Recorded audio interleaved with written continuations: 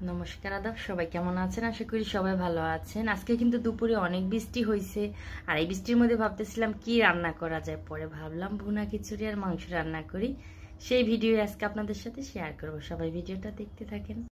এই হচ্ছে আজকের বৃষ্টির রান্না বাড়া। তো কি রান্না করলাম দেখেন। আজকে কিন্তু দেশি মুরগ রান্না করিনি, আজকে রান্না করেছি পোলট্রি মুরগি আর মুগ ডাল পোলাওর চাল দিয়ে ভুনা খিচুড়ি সালাদ। এটাই হচ্ছে আজকের দুপুরের খাবার। তো এখন রান্না শুরু করে দিচ্ছি। এই যে পোলট্রি মুরগি, আপনাদের দাদা কিন্তু এই মুরগি খায় না বেশি, আর আনতেও চায় না। তো আমি শুধু এই যে পাটা ভালো লাগে, তো পোলট্রি মুরগির পাটা একটু মোটা থাকে তো খেতে ভালো লাগে, তো এই কারণেই আনতে বলি। তো অনেক রাগ করে আমাকে, তারপরও এনে দিচ্ছে। তো এই যে একটু কষিয়ে ভুনা ভুনা করে রান্না করলাম। তো এই যে ভালো করে মাংসটা কষানো হলে খেতেও ভালো লাগে, আর কষানো কম হলে কেমন যেন তরকারি দিয়ে একটা আদা রসুনের গন্ধ বের হয়, ভালো লাগে না খেতে। তো যাই হোক, মাংসটা রান্না করে নিচ্ছি। এখন আবার আর একটা কড়াইতে আমি ভুনা খিচুড়ি রান্না করে নিলাম।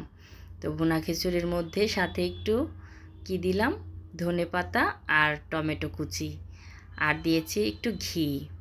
প্রথমে তো দিয়েছি, তারপরে আবার নামানোর আগেও একটু ঘি দিয়ে ভালো করে একটু লাড়াচাড়া দিয়ে নিলাম, যেন পুরোটা খিচুড়িতে মিশে যায়। আর এই বৃষ্টির মধ্যে ভুনা খিচুড়ি মাংস কিন্তু দারুণ মজা লাগে। তারপরে আবার রাতের জন্য আবার পাতলা করে মুসুরির ডাল রান্না করলাম, আর রান্না করলাম সাথে ভাত। কারণ দুই বেলা কেউ খিচুড়ি খাবে না, ভুনা খিচুড়ি, এর জন্য আবার ভাত রান্না করলাম।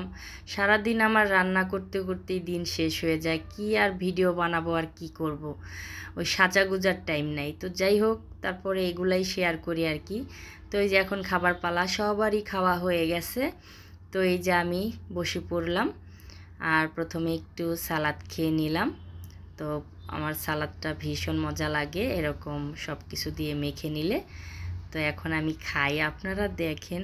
তো খাওয়ার আগে সব সময় একটু জল খেয়ে নিতে হয়, তাহলে আর গলায় ঠেকে না। তো অনেক সময় খাবার দেখা যায় যে গলায় আটকে পড়ে। তো যাই হোক, এর জন্য সবাই খাওয়ার আগে একটু জল খেয়ে গলাটা ভিজাই নেবেন।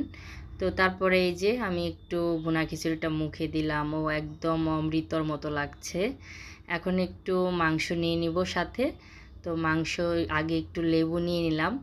তো ভালো করে লেবুটা একটু চিপড়ে নিলাম, একটু টক টক লাগবে, খেতে অসাধারণ মজা লাগবে। তো এখন একটু মাংসের ঝোল আর একটু মাংস নিয়ে নিব, তো অসাধারণ মজা হবে। তারপরে এই যে সালাদ দিয়ে ভালো করে মেখে খাবারটা মুখে দিতেই মনে হচ্ছে জাদু। তো আজকের ভিডিওটা কেমন লাগলো সবাই কমেন্ট করে বৌদিকে জানাবেন। সবাই ভালো